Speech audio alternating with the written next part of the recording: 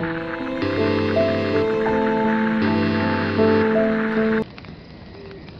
1, 2, test 1, 2. I'm starting chapter 11. Scorchy collapsed onto the bridge while informing us over his shoulders.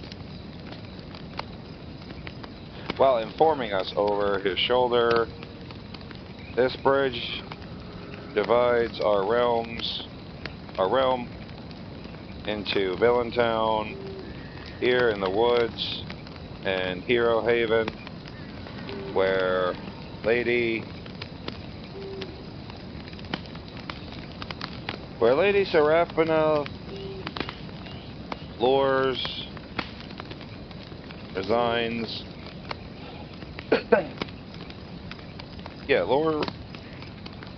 What the hell? Lore reigns from the glass castle. Hope she never has to throw rocks. As we reach the bridge halfway point,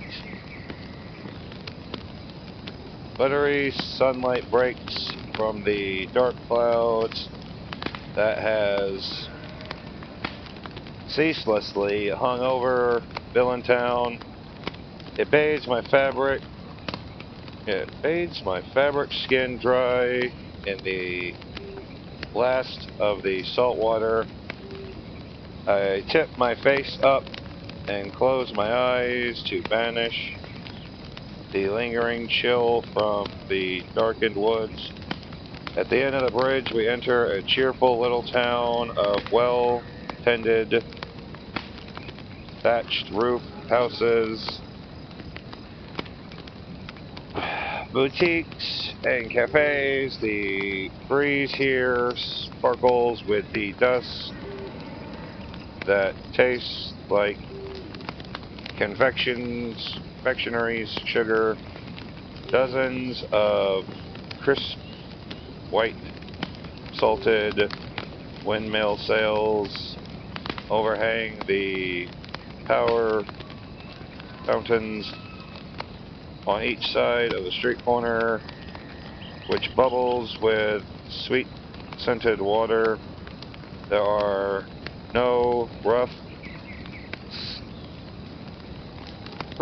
stumbly cobblestones here. The path is paved with smooth granite bricks, studded every few steps with priceless gemstones that I can only imagine were the worthy prize from someone's quest. In the center of town sits a market of bustling stalls selling scrolls, quills, fairy wands, wizards, cloaks, enchanted cakes, and everything else necessary for questing. Luna snickers behind her cloth fingers as we pass a table holding frogs in glass bowls with a sign that reads $1 silver for a kiss.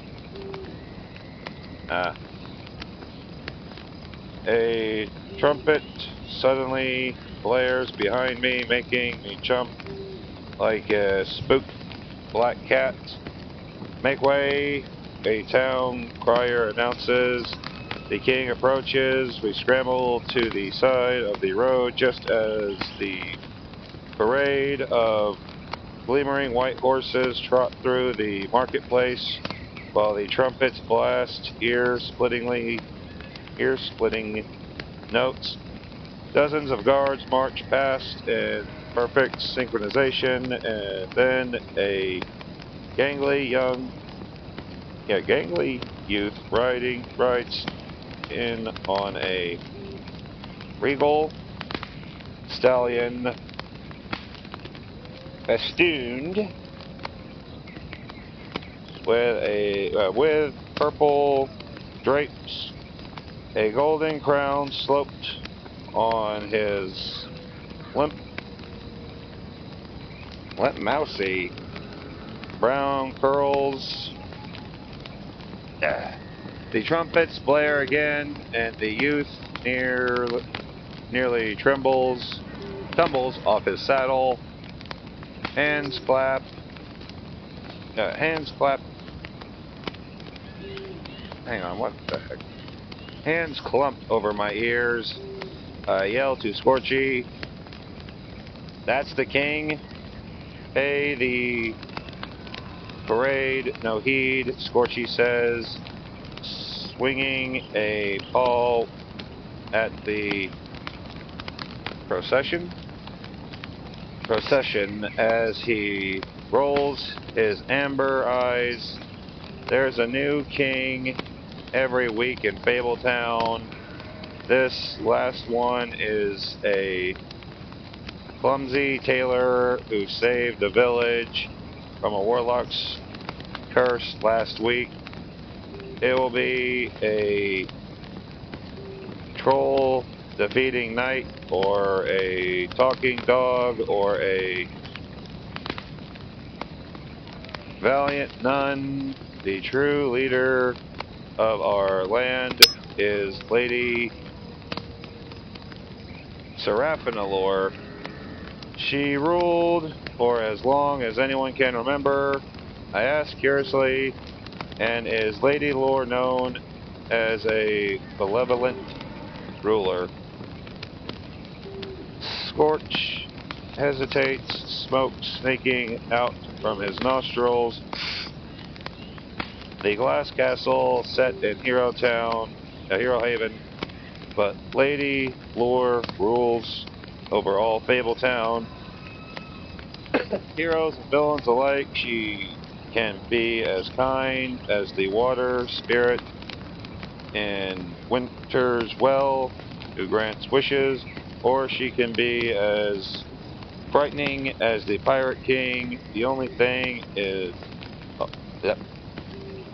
one thing is always true: she is fair. Okay, so she might be bipolar. Got it. This hardly eases my worries, but as a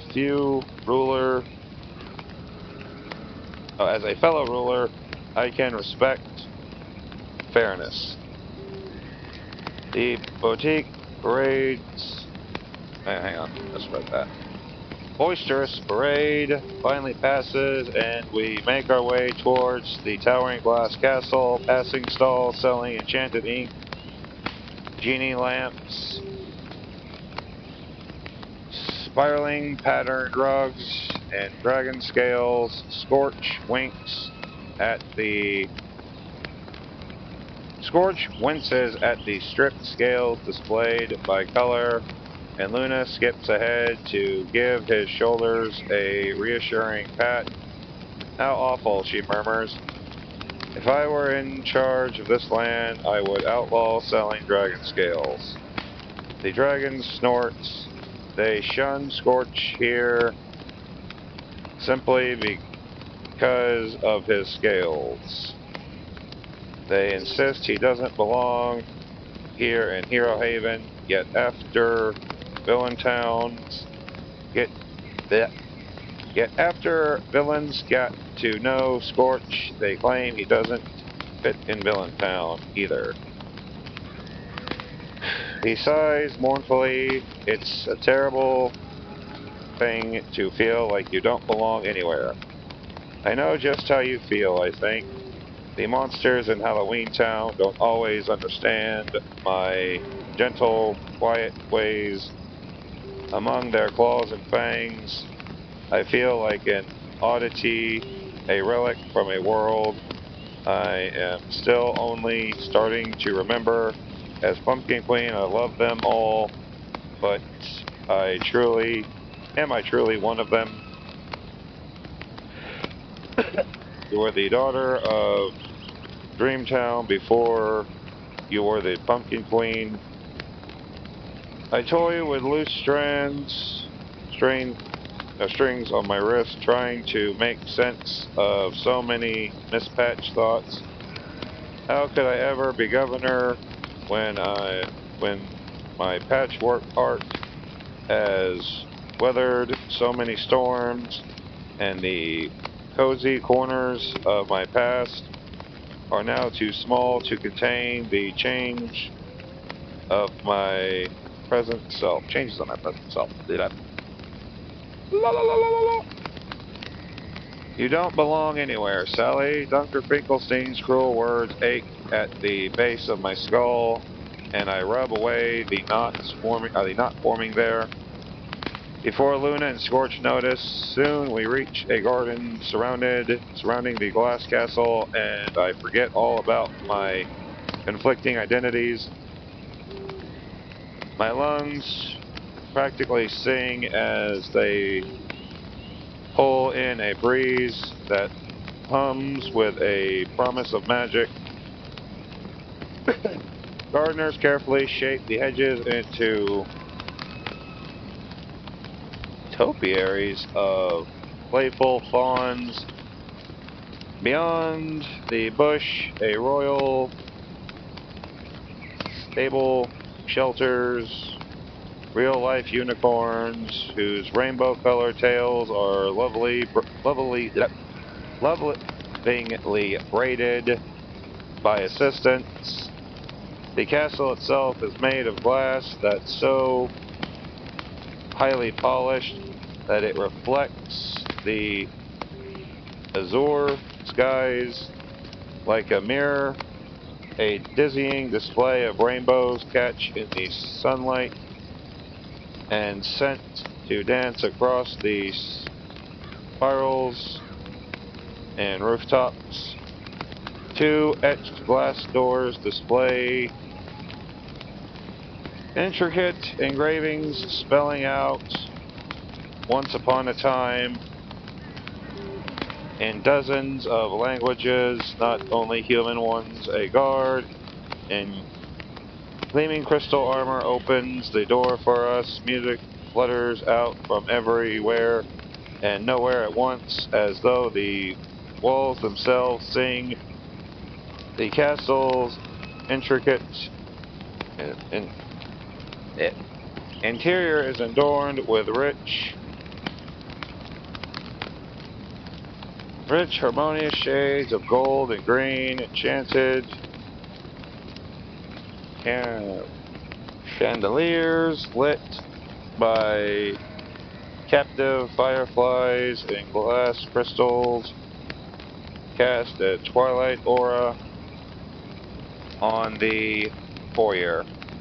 Next to the massive staircase, a row of stained glass windows surprise me with magical animated depictions.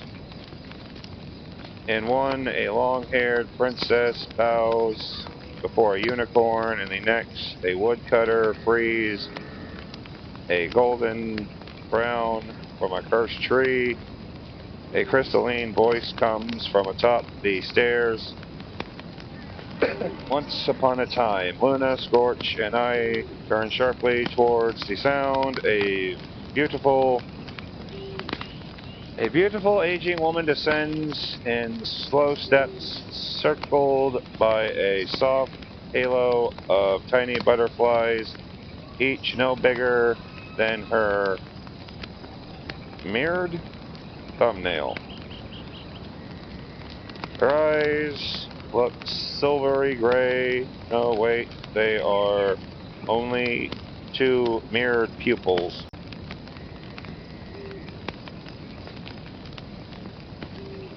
Her pewtered hair is swept back into a braid that is woven into a golden plate. Twigs.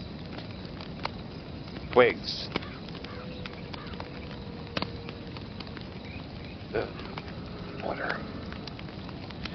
Deep creases form around her eyes and lips, almost as if her face was made of crumpled silk. As the elderly woman's crystal shoes touch each step, the castle's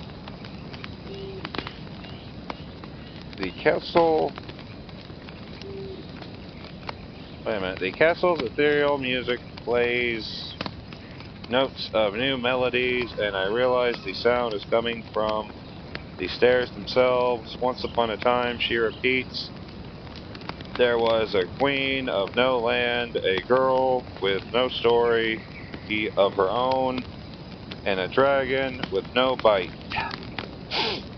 Like a gentle stream running over bedrocks, her voice carries a blend of serenity and strength. Is it serenity or serenity? It's serenity. Serenity and strength. So I was right.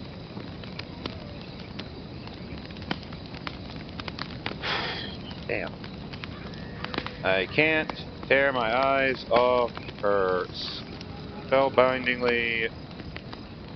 Wait a minute. I can't tear my eyes off her spellbindingly beauty of her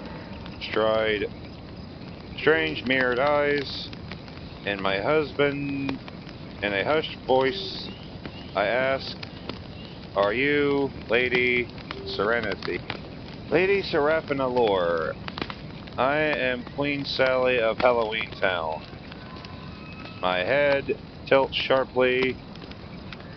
How do you know who I am? I know everything and nothing, my dear. Lady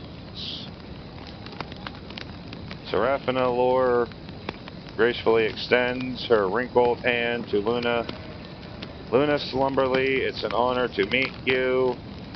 Our stories here in Fabletown have plenty of dolls brought to life, but none who have your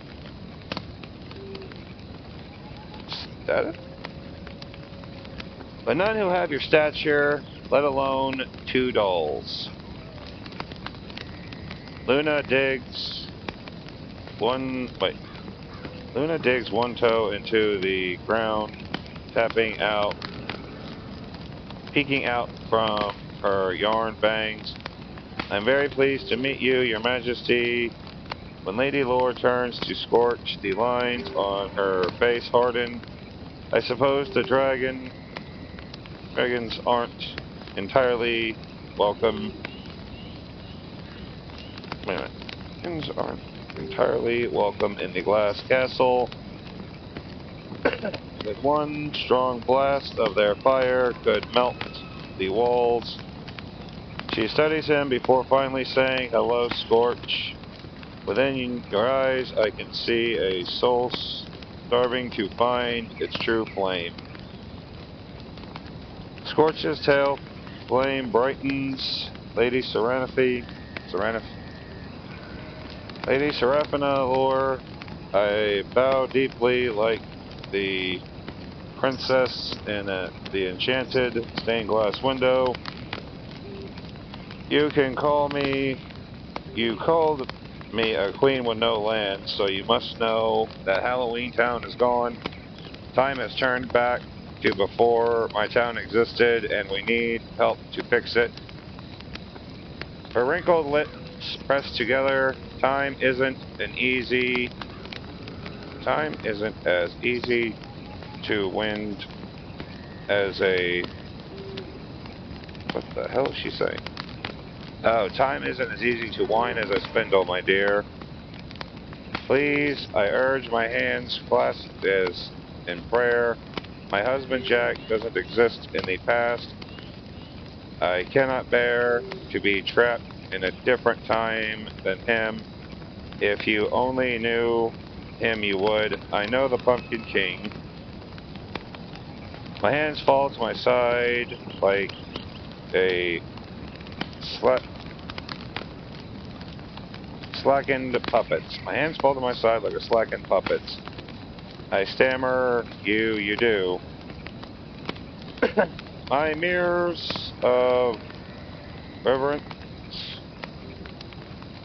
Oh, my mirror of reverie has seen other worlds from its start until its end, including an adventure-seeking skeleton who fell into a land that wasn't his own. It also saw his wedding to his heart's true love atop a spiral hill, and even several versions of your life together. A silent gasp caught in my throat. All my memories of Jack are playing before me, catching dandelion seeds and Dreamtown Bridge flooding back to me at the same time, the kernel of doubt buries itself deeper in my stuffing. You've seen my and Jack's future. In a way, Lady Lore repeats crystalline.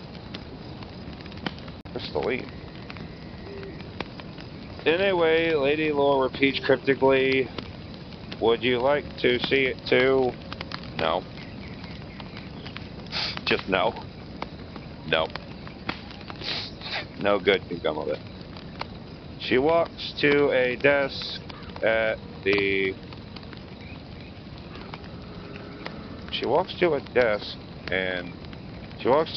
slides a silver hand mirror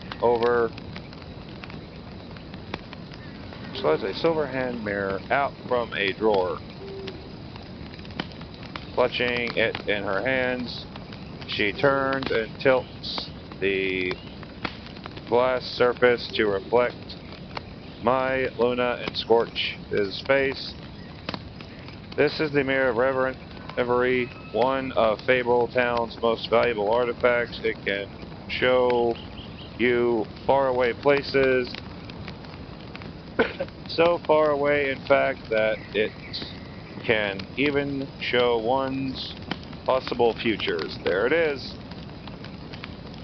A mirror is cast in pure silver with twisting metal thorns and rosebuds circling the rim and trailing down the handle. The glass is cloudy with age,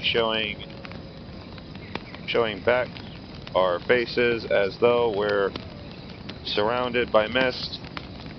A stitch in my stomach tightens. If Lady Lore shows my and Jack's future, does that mean I don't have a choice in what happens? I'll follow the path, whether I want it or not.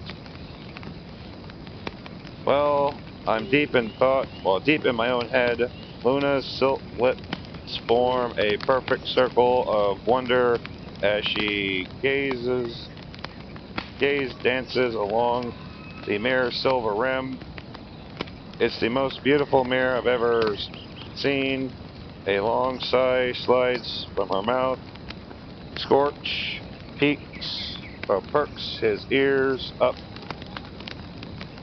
Scorch will get one for Luna. Scorch has never had a friend before. Scorch wants to make Luna happy. He grins, pleased with himself. I'm afraid this is a one-of-a-kind, Lady Lore explains sternly. And it must stay here in the glass castle under my guard. So why would you have it in the open? Yeah, just moving on for sanity's sake. It's much too powerful to risk falling into the hands of the wrong. Far too risky. It's falling into the wrong person's hands. Now, Sally, are you ready? My heart clenches. I'm almost afraid to breathe, as though one strong huff will cloud over the glass forever. One strong huff will cloud over the glass forever. Now, trusting my voice, I nod. Not trusting my voice, I nod. Lady Lore her mirrored fingernail down the glass surface as she says, "Eye of silver, wisdom gleam, show me the truth unseen, a future where Sally remains Pumpkin Queen." Time to rehydrate.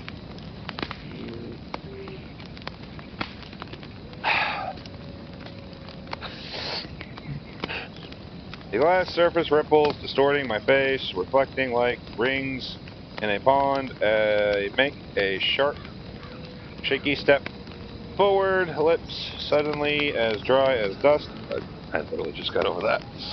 My heart beats so loudly that I'm surprised not anyone in the castle can hear it.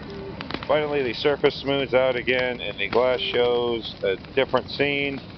I am in my kitchen with Jack. The fabrics of my face is wrinkled around my eyes. My scarlet hair threads, threaded through with gray strands. I take a massive crown-shaped cake out of the oven and set it on the table to cool. Grinning at Jack, he declares, 100 years since you were named the Pumpkin Queen. Now that's cause for celebration. My breath becomes unsteady, fits and starts as I look up to meet Lady Lore's gaze. Is this real? It is one possible future out of many. What does that mean, one possible? She angles the mirror back towards me and says, "Eye of silver, wisdom gleam, show me the truth unseen, a future where Sally is Dreamtown's governor." A gasp goes from my lips as the mirror surface distorts until it shows me sitting in Lullaby Town's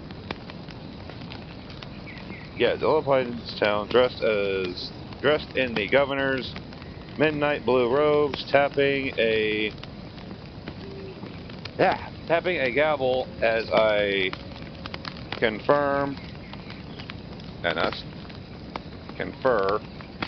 with a group of men and women in pajamas. I am Pumpkin Queen crown is absent. Oh, my Pumpkin Queen crown is absent, and my hair is cut into slick bob above my shoulder. My seams are almost invisible. Dark blue threads replaced with a lighter one that matches my fabric. I don't look like a girl from Halloween Town at all. As I gaze at the mirror, mesmerized, Lady Lore whispers over my shoulder, "Eye of silver, wisdom gleam, show me the truth unseen, a future where Sally is simply Sally." This is why I don't like when you start fucking around with stuff like this in stories, because it's never good. It's just my personal take. I glance at her with a pitched brow, ready to ask what that means. Aren't I always simply Sally? But the ripple mirror snags my attention, and I see myself curled up on her sofa with a black cat in my lap, gently humming to myself as I stretch out a map of the previous undiscovered realms that Jack and I have explored. On the wall behind me are framed paintings of the two of us riding a camel, climbing a mountain, piloting a sailboat. The final scene slowly fades until I'm looking at my own reflection again. So many possible futures, I whisper in a patter of hope playing against my ribs. I don't have a choice after all. I don't have to be everything at once. Precisely, Lady Lore says. What about, oh god, this is gonna be fun. What about me, Luna? Luna's, I gotta laugh. Sorry, I had to laugh that off. Luna's sudden voice surprises me, and I turn to see her boldly looking Lady Lore in the eyes. For a moment, pride flutters in my chest. Only a few weeks ago, Luna didn't question her future. She would write bedtime stories like her parents, but our adventures across the different realms has opened her mind, introducing her to new possibilities. Lady Lore commands the mirror to show Luna's possible paths. in in the first one, Luna is bent over a desk, writing away with a quill pen by candlelight. The second one, she's sitting behind the head librarian's desk at the Lullaby Library, stamping books before handing them to the library patrol with a soft smile. And in the third, it's her wearing the midnight blue governor's robes of Dreamtown. Gosh, I wonder which one will come true. Goodness, Luna murmurs. Her face is awestruck, as if a secret door had just opened before her. Thou Scorch, the dragon blurts out, wagging his massive tail as we all laugh. Yes, Scorch, Lady Lore says fondly, you two have many possible futures. Look. The dragon's breath steams up the mirror, but when Lady Lore gently wipes it clean, it shows a world where Scorch is alone in a dark cave, another where he's flying with bats through a midnight sky that reminds me of Halloween Town, and finally one where crimson flames jump out of his tail to set a small village on fire. A tear forms in Scorch's eyes. Scorch will be a villain. Lady Lore takes back the mirror, carefully cradling it against her chest. No future is set in stone, my young dragon. The future branches from the choices we make in the present. A future where you are a villain might come to pass, but only if that is what you choose. She replaces the mirror in the gilded box. The same goes for you, Sally. One of the happy futures you saw will come to pass only if you are able to fix time and return to your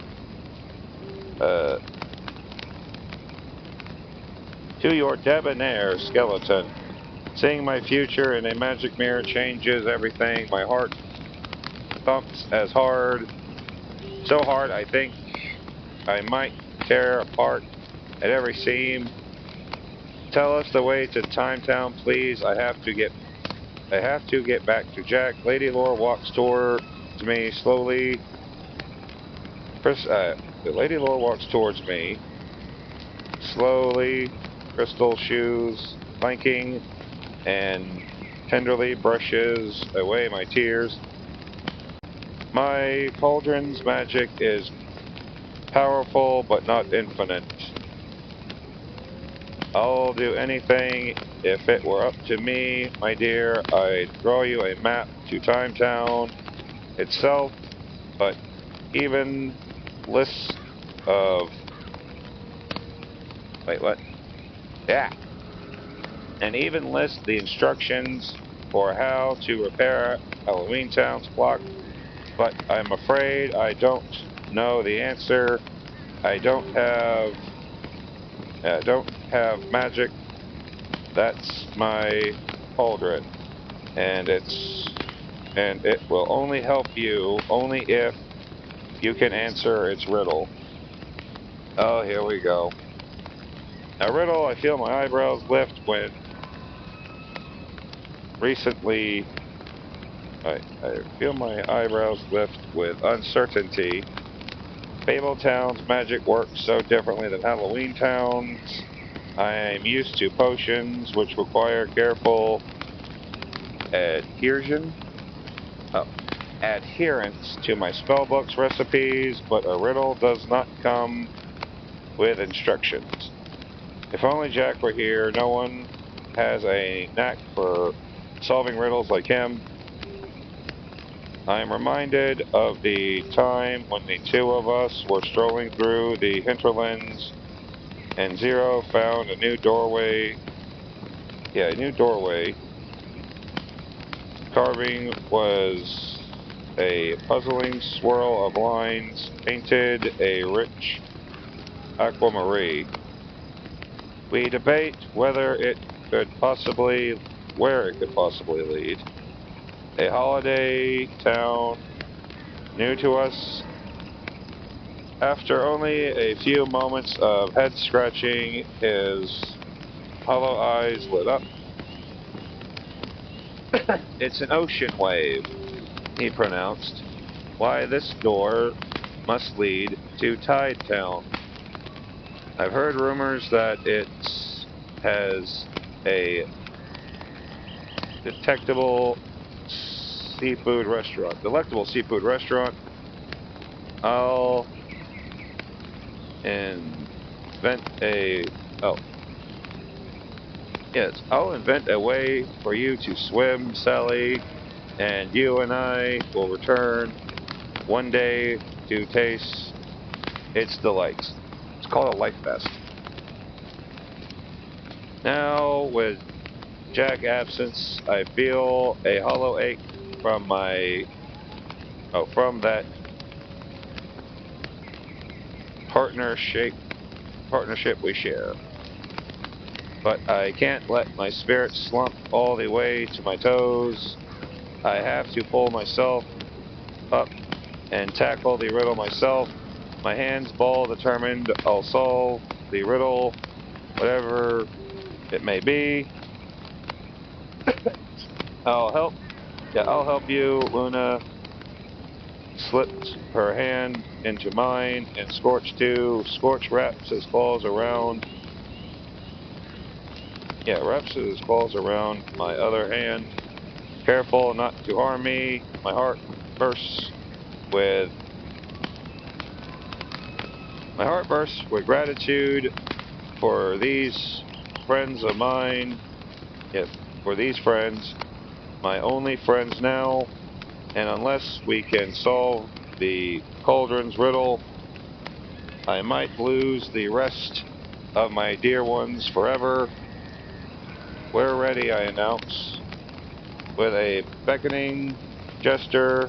Lady Seraphinalore signals for us to follow her up the singing staircase, which wobbles with what?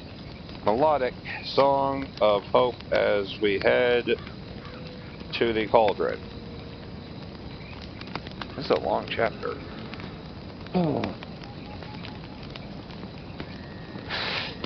There are no shortage of cauldrons in Halloween Town. The Witch Sisters have a wrought iron cauldron that's forever casting a crust of soot. Cast in a crust of soot. The mayor has a deep, steely cauldron. His story has... okay, now this makes sense. The mayor has a dusty steel cauldron he stores his gavels in. I have several cauldrons of my own for brewing potions and dinner stews too, made of earthworn and tin and shiny brass. Earthware and tin and shiny brass. But in all my days, I've never seen any cauldron like this one. Lady Seraphina's cauldron is cast from an iridescent metal that shimmers with every shifting hue of sapphire blue, emerald green, and amethyst purple. It rests on a wooden stand made out of a rose bushes, twisting trunk with the branches, inch-long thorns left intact, surrounding the vessel are dozens of tiny pearl scent butterflies. More hover over the liquid inside, which gleams like moonlight, quicksilver emitting a faint hum as it swirls. This cauldron is neither good nor evil, Lady Lore informs us as she walks to the wall full of ancient books. She takes her time selecting one, opens it, and nods to herself. It merely relays messages, and I must warn you, like any story, it doesn't promise a happy ending. She sets the open book on the wooden stand. It's an ancient tome with soft leather binding and golden stitching. The oversized painted words are faded,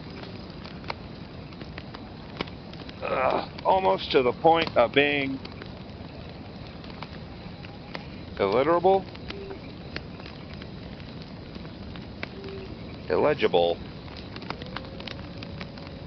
It would make a wonderful heirloom for any book lover. So I can't hide my soft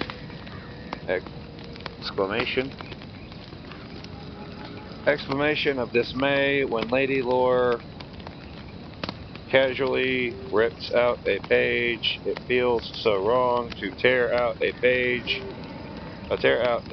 book's pages as someone with easily torn skin. I can't help but wince. Lady Lore carefully recites each word from the page,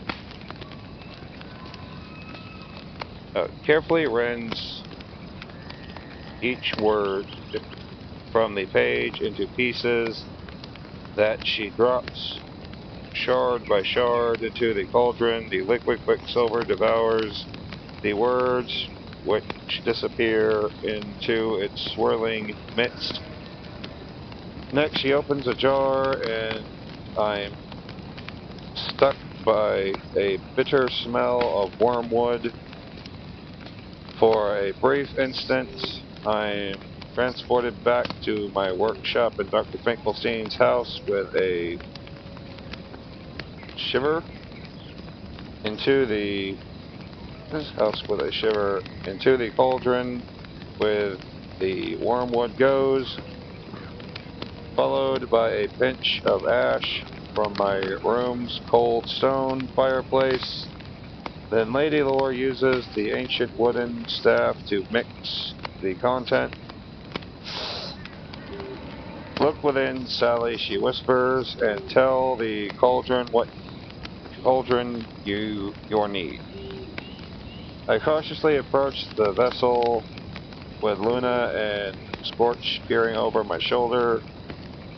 The pinhead butterflies parked to make room for us, their tiny wings stirring the air with a warm breeze. The scent of wormwood carries a metallic edge now, like wrath, like froth, but writhe. The word is wrought iron. God, I know I can speak. I need to find the hidden door to Time Town, I say in a slow, steady voice. Slowly, the churning liquid stills one by one. The torn pages from the ancient book float up to the surface like corpses rising from the lake's depths. They begin to link together to form a phrase. Time, lat, course, never. Time, lat, course, never. My heart quakes, my fingers twist around one another, anxious to decipher the cauldron's response. Luna leans over the cauldron's rim, the shiny liquid catching a pear-scented glow on her full moon eyes as she silently mouths each word that appears. The final torn page floats to the surface, and I feel my brow pinch together. Slowly, I read the riddle aloud. Time is what you seek, but you lack a path, a steady course, never to roam. We pair have a path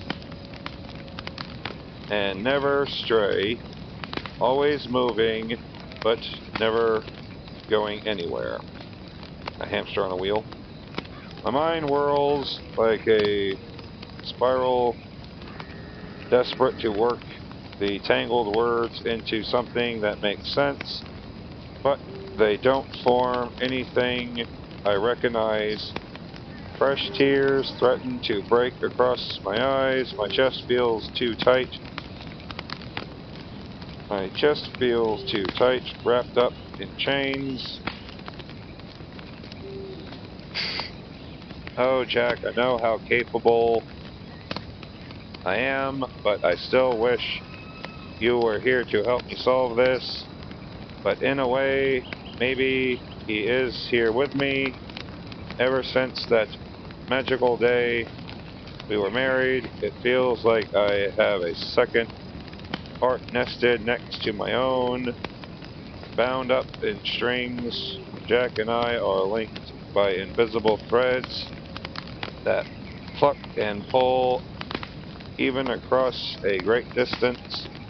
Even now, with the two of us separated farther than I've ever been, there's a tiny hum like a cicada buried in my stuffing, still connecting me to him.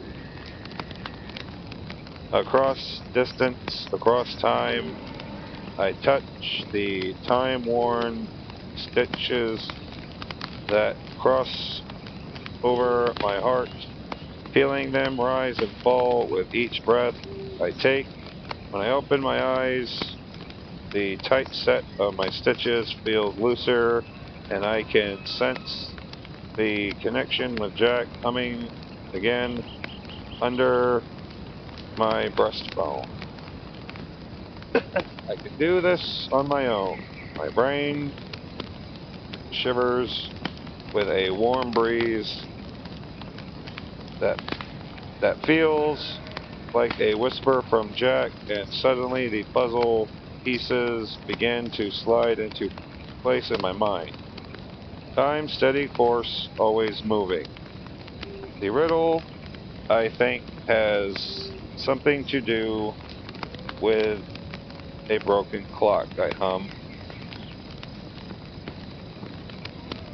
Luna claps her hands with a squeal. That's it.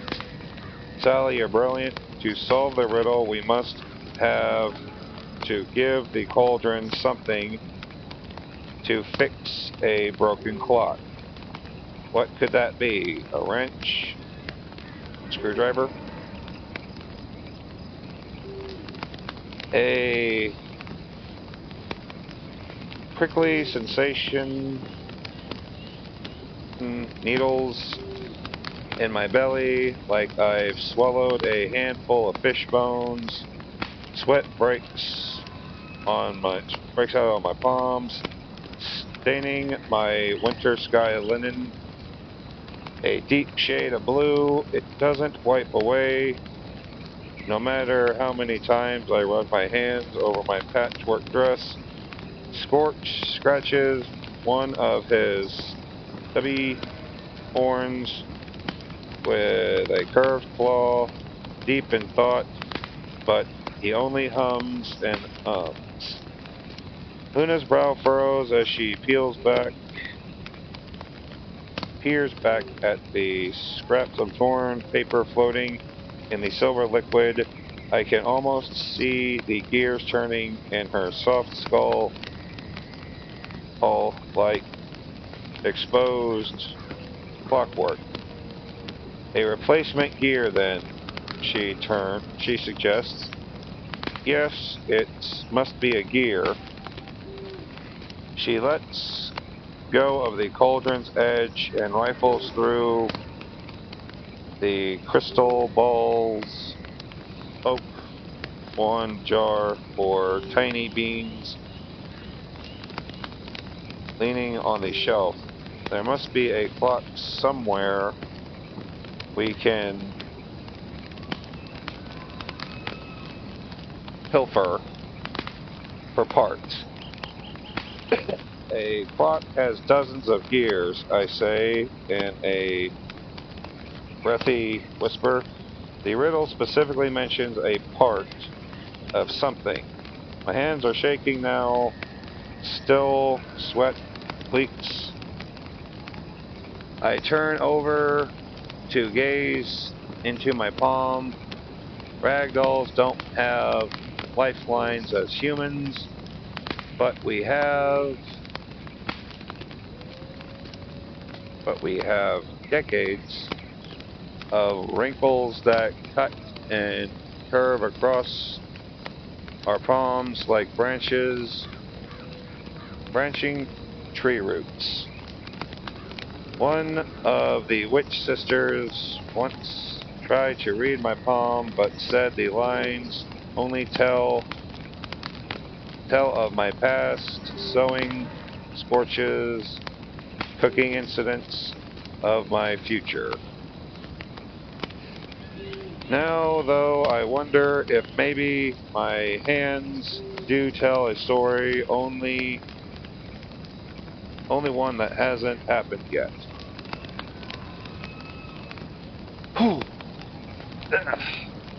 Now, though, I wonder. Yeah, my hands do tell a story. Only one that hasn't happened yet. We prepare, have a path, and never stray away. Moving, but never going anywhere. Hands, I whisper in a ghostly voice. The clock in the riddle is missing a pair of hands, just like the Halloween clock is.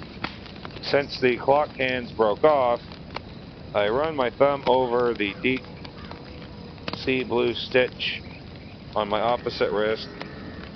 They form a straight line like a tiny, orderly procession of soldiers standing at attention. Yet the thread texture is as soft as it is strong, and when it catches in the light, I can make out shades of icy blue to navy black. I pad my fingers, raise and fall over the stitch, threading for so long. I thought a scientist's cold hands had made the stitches, but now I know that it was my mother's love went into each one. Luna lets slip a soft moan as she realization sinks into her. If what the riddle demands, she circles around her opposite wrist where ebony stitches hold her own hand to her arm. Lady Lore moves to stand behind me like my own deepest inner voice.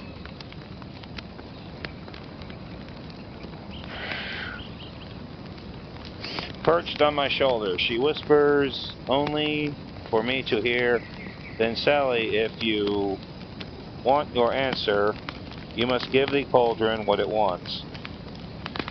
My fingers tremble as I stretch them out in front of me, noticing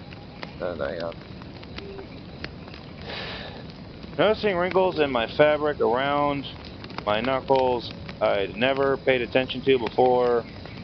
The gleam of dusty sunlight rays.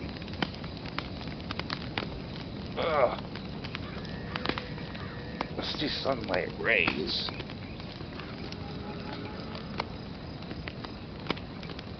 Glittering? Yeah, glittering off my short red nails. The bone ring hung on my knuckle. "It is your choice, Sally," Lady Lore says in the same quiet voice. "Is it, though?" I touch my temple with my iron crown would rest. Do I really have a choice? I am the Pumpkin Queen. My people expect me to take care of them. What kind of ruler would if I didn't do everything in my power to bring them back to the right time? If I don't make this sacrifice, Lady Lore tilts her head,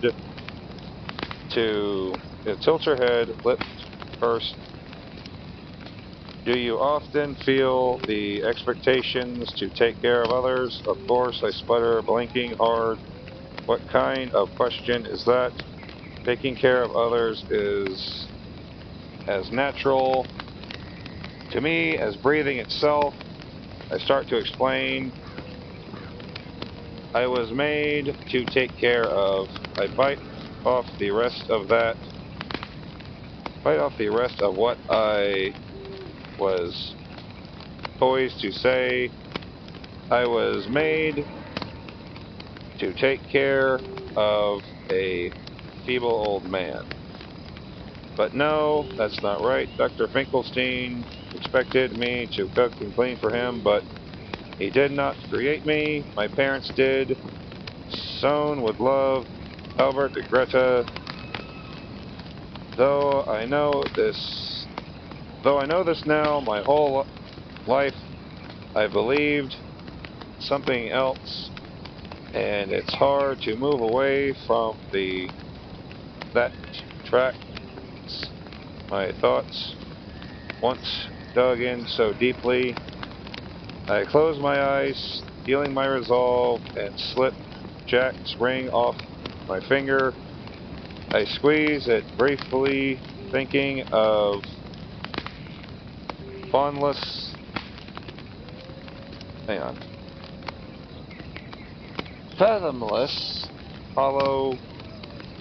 fathomless hollows of his eyes before slipping it into my pocket, then pinch the fraying strands that hold my left hand.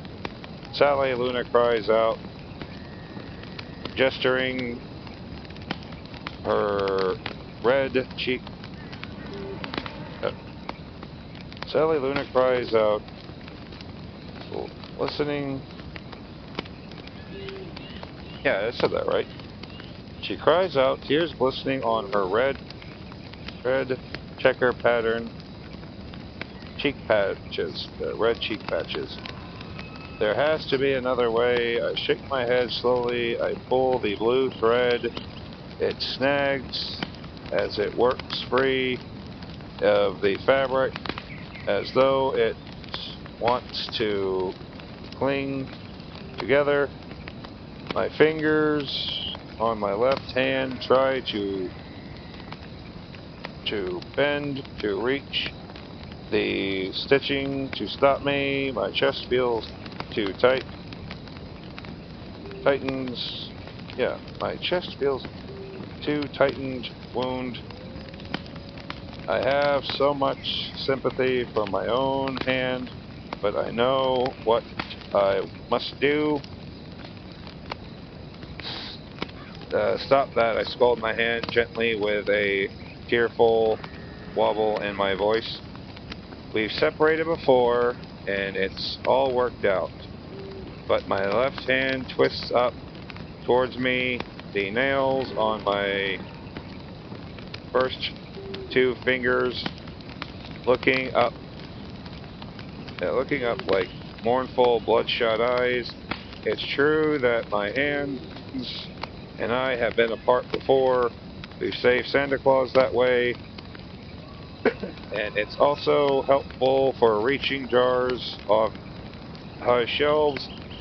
But they know this time is different. This time they might not come back. My poor hand, forever lost to the cauldron's dark magic. A sacrifice given over to save Halloween Town, to save Jack. Just like in my terrible vision, the clock's ragdoll figure spinning and spinning until her body breaks apart at the seams. This is what my vision meant. That I'd have to literally give myself over to take responsibilities. My responsibilities. As disturbing as the thought is, I don't hesitate. I would sacrifice any body part to return Jack and the rest of Halloween Town to the present time. This is for Jack, I whisper to my left hand, and our future, whatever it may be. My left hand stops struggling. The fingers give one final twirl, and then the hand slumps, no longer fighting me.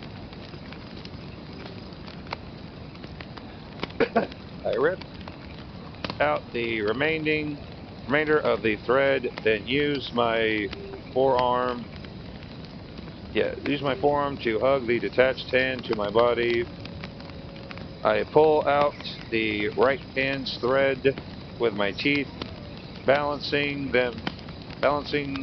my delicate hands on what remains of my forearms. I give them one last look. They're how I sew, cook, make potions, straighten Jack's bow tie. They're me without my hands. What will I become? Is a question I'm afraid even to ask. But for Jack, I pull out my own heart. If it came to that, with a deep breath, I throw my hands into the cauldron. Dang, that took a while. That is the end of Chapter 11. We'll be starting out Chapter 12 later. Thank you all for coming. Goodbye.